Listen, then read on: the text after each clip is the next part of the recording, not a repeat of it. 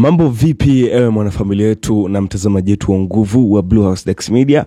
Karibu sana tuchambue habari ambayo imeweza kutufikia majira mapema sana siku ya leo, ambapo katika majira ya asubuhi klabu ya Simba imeweza kuchapisha chapisho lake katika mtandao wa Instagram ambalo walilitoa usiku wa kuamkia leo asubuhi, na kuongea mazito katika chapisho hilo ambalo lilikuwa ni tanzia inatangaza msiba wa aliyekuwa mchezaji wao Kibu Denis Prosper, ambaye baba yake amefiwa na baba yake, ni baba yake Kibu Denis Prosper amefariki mapema siku ya jana. Sasa hichi kimeweza kuumiza watu wengi sana, na kama ilikuwa ufahamu baba yake Kibu Denis Prosper ni huyu hapo pembeni jinsi kama unavyomuona. Kimeweza kusikitisha watu wengi sana. Nitakusomea taarifa hii ambayo imeweza kutumwa na klabu ya Simba, ambayo ndio mchezaji huyu Kibu Denis Prosper anachezea katika klabu hii. So wameweza kuandika ujumbe huu, nitaenda kusomea bila kuongeza wala kupunguza neno lolote.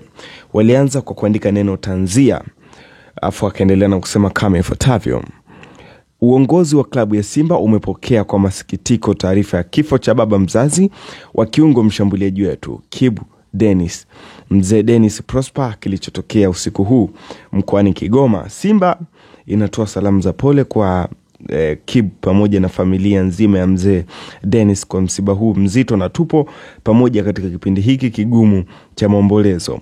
Uongozi wa klabu unawaomba wana Simba wote pamoja na wana michezo kwa pamoja na Kibu kwa sala na maombi katika kipindi hiki kigumu, ili avuke salama na kuweza kurejea kwenye majukumu yake. Hivyo ndivyo taarifa ya klabu ya Simba walivyoweza kuituma mapema siku ya leo kuhusu msiba huu wa baba yake na mchezaji huu Kibu Denis Prosper ambao umeweza kutokea huko Kigoma. Sasa wadau wengi walikuwa wana maoni yao hapa baada ya hicho ambacho kimetokea, ikiwa posti hii ina jumla ya likes 1039 na 300 pamoja na maoni 1900, ikiwa watu ambao wameweza kuriposti ni 200, lakini waliweza kushare ni watu 22. Masaa 5 wameweza kupita kufikia asubuhi ya saa 2. Alianza Mzee Saluti kasema kwamba sote ni waja wa Mwenyezi Mungu na kwake ndio marejeo. Official mail Kipara kaza kusema kwamba weka namba tumchangie mwamba, au wana Simba mnasemaje?